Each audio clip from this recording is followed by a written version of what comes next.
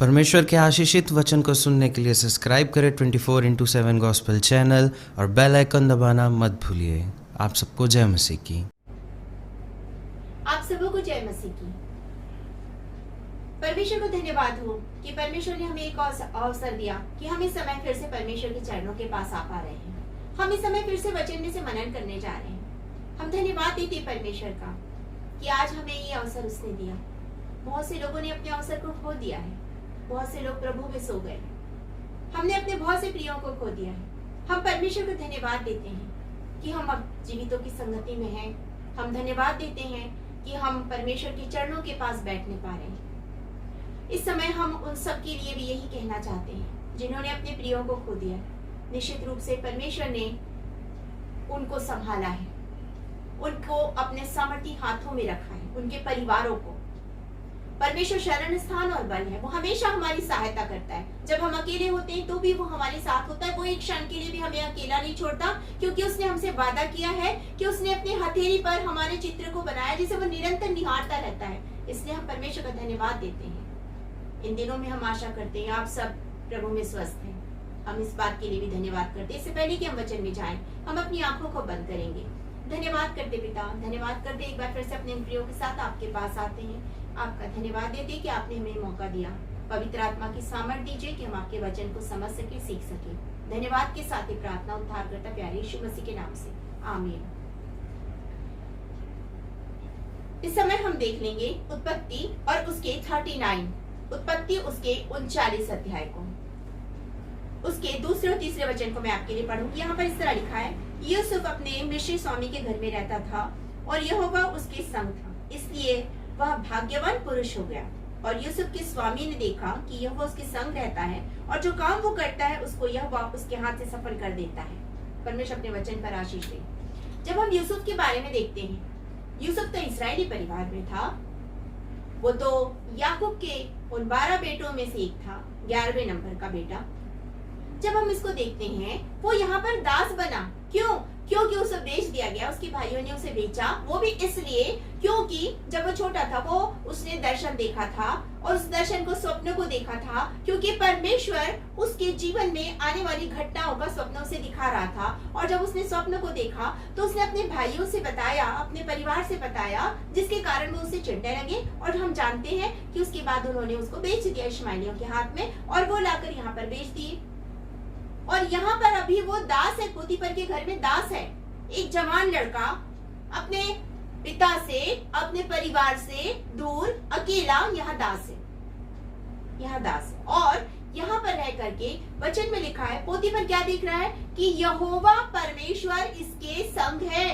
पोतीफर देख रहा है कि परमेश्वर इस जवान लड़के के संग, जिसके साथ परिवार का कोई भी सदस्य नहीं है, इसके संग कौन है? यहोवा परमेश्वर है। जैसे मैं आपको अभी पहले बता रही थी कि यदि हम अकेले भी हैं, परमेश्वर हमें कभी भी नहीं छोड़ता है। वो हमारे हाथों को थामे रखता है। वो अपनी गोद में हमें उठा के रखता है। वो कभी हमें अकेला नहीं छोड़ता। यहाँ पर यूसुफ अकेला नहीं था, परमेश्वर यहोवा उसके संग था। और इसीलिए आगे तीसरे वचन में लिखा है कि वो जो भी काम करता था उसमें वो सफल होता था। पोतीफर ने देखा कि वो जो भी काम करता उसमें सफल होता है। ये सफलता की कुंजी है। यदि हमारे साथ में हमारा परमेश्वर यहोवा है, असफलता हमें छू नहीं सकती है। और यदि असफलता हमारी जिंदगी में आती है तो परमेश्वर हमें उस असफलता से बाहर निकालता है, उससे बाहर निकालता है। यहाँ पर यूसुफ सफल था और उसके बाद में बहुत सी ऐसी घटनाएं हुई। टेम्पटेशन आया, उस टेम्पटेशन में यूसुफ साफ निकल गया। जवान बच्चों के बीच जीवन में ऐसी बहुत सी घटनाएं होती हैं जो उन्हें शैतान की ओर ले जा सकती है। लेकिन हमारे बच्चे जिन्हें हमने प्रभु के मार्ग में चलने की शिक्षा दी है, वो उस वक्त परमेश्वर के हाथों में रहते हैं और परमेश्वर के हाथों को और कस के थामते हैं। और उस टेम्पटेशन के समय में, उस घटना के समय में वो बाहर निकल जाते हैं, उससे वो बाहर निकल जाते हैं, क्योंकि परमेश्वर उन्हें थामे रखता है। और यहाँ पर यूसुफ भी उस टेम्पटेशन से बाहर निकल गया। हालांकि उसके बाद उसके पर दोषारोपण हुआ, उसको बंदीगृह में डाल दिया गया। और जब बंदीगृह में डाला तो बाइबल हमें बताती है कि बंदीगृह में भी, वहां पर भी उन्होंने देखा, आपके लिए मैं पढ़ देती हूँ।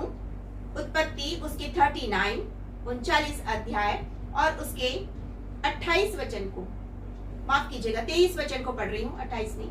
यूसुफ के वश में जो कुछ था उसमें बंदी गृह के दरोगा को कोई भी वस्तु देखनी ना पड़ती थी, क्योंकि यहोवा यूसुफ के साथ था और जो कुछ वह करता था यहोवा उसको उसमें सफलता देता था।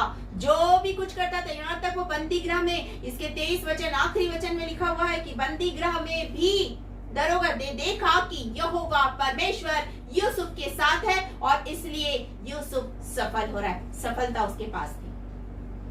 एक लड़का अपने माता पिता का लाडला बेटा यहाँ पर दास बन के आया।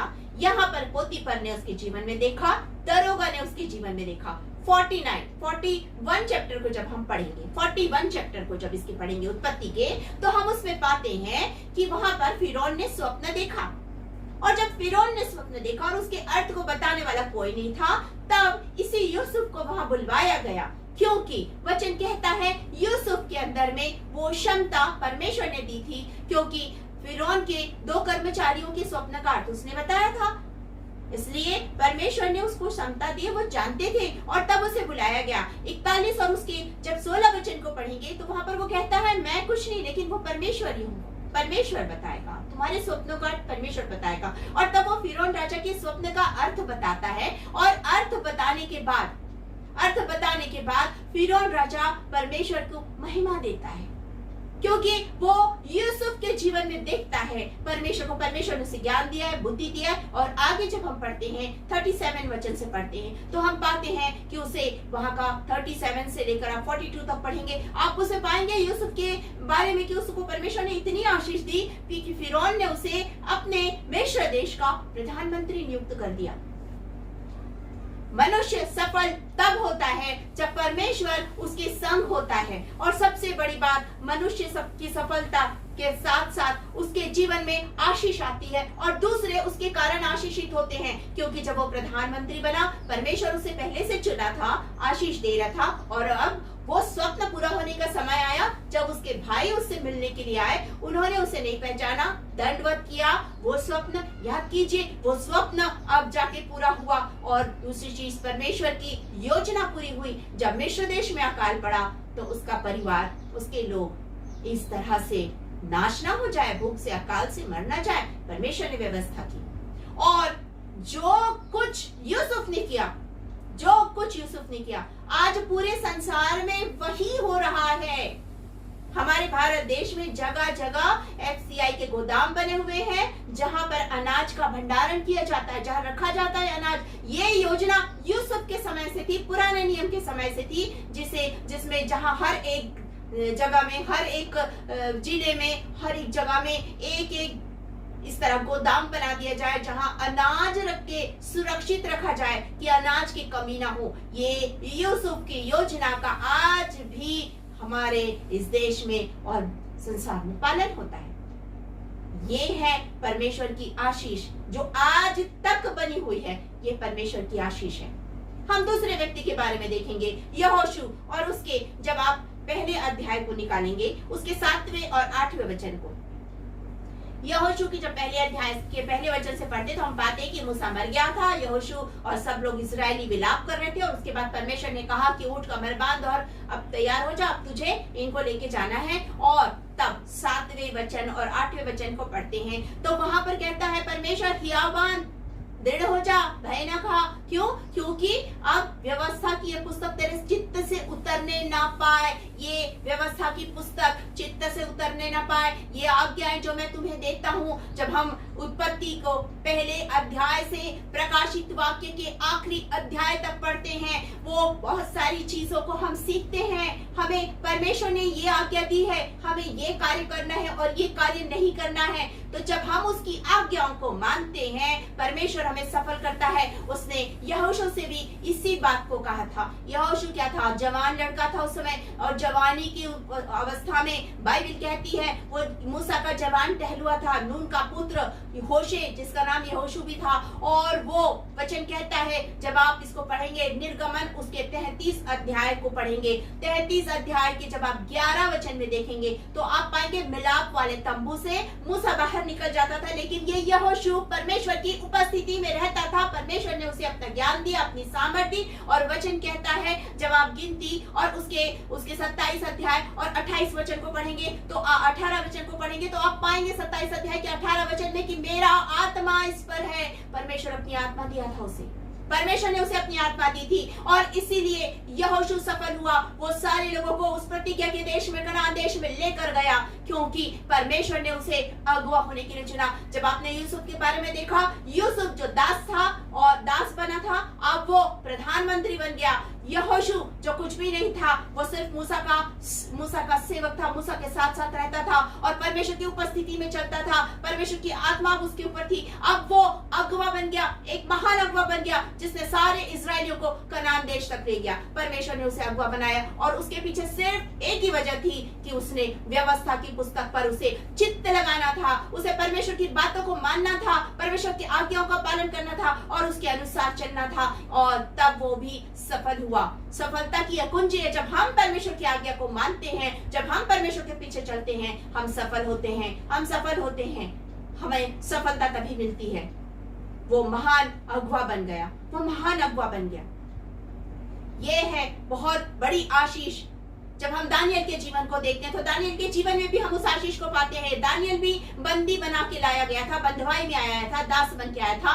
और बाइबल में लिखा हुआ है जब दानियल उसके पहले अध्याय और 8 वचन को पढ़ते हैं तो वो कहता है मैं अपने आप को शुद्ध नहीं करूंगा। और जब उसकी 17 वचन को पढ़ते हैं तो हम पाते हैं कि परमेश्वर ने उसे ज्ञान दिया, बुद्धि दी और स्वप्न का अर्थ बताने के लिए उसको प्रवीणता दी, वो शास्त्री बन गया। और आगे जब हम उसमें देखते हैं तो हम पाते हैं कि हर एक राजा ने उसके जीवन में परमेश्वर की आत्मा को देखा, परमेश्वर की आत्मा को देखा। और जब हम दानियल उसके 6वें अध्याय को पढ़ते हैं, 6वें अध्याय के पहले वचन से पढ़ेंगे तो हम पाएंगे कि 120 अधिपति वहां पर नियुक्त किए गए थे और उन 120 अधिपतियों पर अध्यक्ष दानियल था।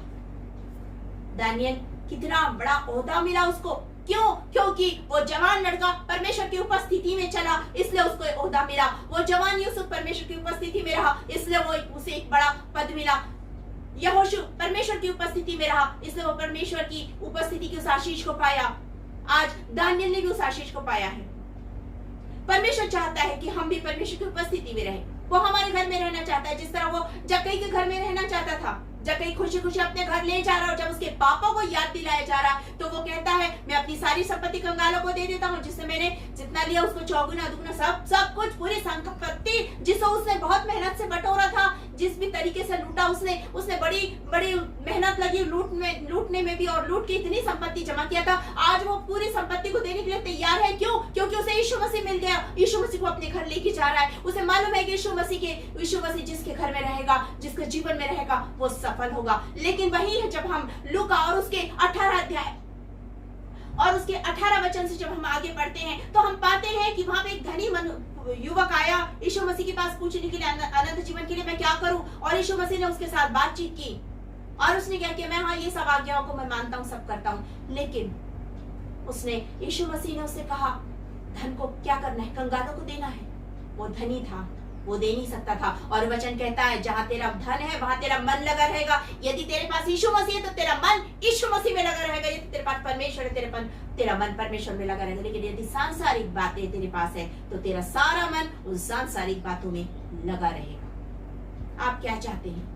सफलता की कुंजी सिर्फ एक ही है, परमेश्वर के चरणों के पास बैठो। सफलता की कुंजी वही है कि परमेश्वर पर आप पूर्ण रीति से विश्वास करो, अपने पूर्ण समर्पण के साथ विश्वास करो। निश्चित रूप से सफल होंगे आप, निश्चित रूप से आप सफल होंगे। हम प्रार्थना करेंगे और हम परमेश्वर से मांगेंगे, परमेश्वर पिता हम भी सफल होना चाहते हैं, हमारे संग होइए, हमारे बच्चों को भी सफल कीजिए पिता, उन्हें भी उसी मार्ग पर चलाइए जिसकी शिक्षा उन्हें देना परमेश्वर ने सिखाया है। उठते बैठते लेटते हर वक्त परमेश्वर के प्रेम के बारे में बताइए, यीशु मसीह के उस उद्धार के बारे में बताइए और होने दीजिए कि वो बच्चे प्रभु में बढ़े, फ्लरिश हो जाएं और प्रभु की महिमा का कारण बन जाए। आपके जवान, आपके बच्चे आपके लोग हर एक जन सफलता परमेश्वर के चरणों के पास बैठने से आती है। इस बात की चिंता मत करना कि क्या खाएंगे या क्या पिएंगे, पहले उसके धर्म और राज्य की खोज करो। मत्ती रचित सुसमाचार 6वें अध्याय 33 वचन। पहले उसके धर्म और राज्य की खोज करो। यूसुफ ने वही किया, वही काम यहोशू ने किया, वही काम दानियल ने किया। परमेश्वर का धन्यवाद हो इन लोगों के लिए जिनके कारण हम सीखने पाते हैं कि सफलता कहाँ मिलती है। हम प्रार्थना करें। धन्यवाद धन्यवाद धन्यवाद पिता, धन्यवाद करते हुए आपके पास आते एक बार फिर से धन्यवाद देते सारे वचनों के लिए जो हमने सीखा। हम प्रार्थना करते हैं पिता परमेश्वर, हर एक हृदय में वचन कार्य करें। हम सब सफल होना चाहते हैं पिता। जितने लोग यहाँ पर सुन रहे हैं, एक एक को सफल जीवन दीजिए। एक एक जन आपके चरणों के पास बैठे और आपकी आशीष को पाए। आज हम हर एक के लिए, जितने लोग सुन रहे हैं, हर एक के लिए आशीष और कल्याण की घोषणा करते हैं। आपका धन्यवाद देते कि आपने हमारी प्रार्थना सुनी। विनती को उद्धार करता प्यारे यीशु मसीह के नाम से मांगते हैं, आमीन। एक बार फिर से आप सबको जय मसीह। गॉड